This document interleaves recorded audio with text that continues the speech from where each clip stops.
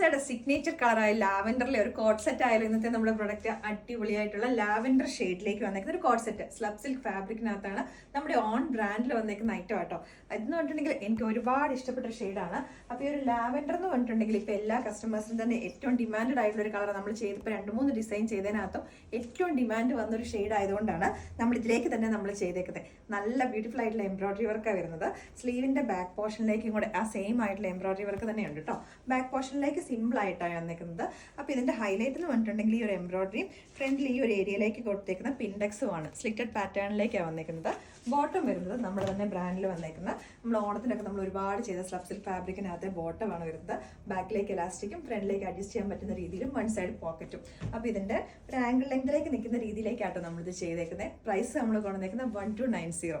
അപ്പോൾ ഈ ഒരു ഐറ്റം നമ്മൾ ഇവിടുന്ന് 3 to 5 വർക്ക് ഡേയ്സിന് ശേഷമായിരിക്കും ഇവിടുന്ന് ഡിസ്പാച്ച് ആകുന്നത്.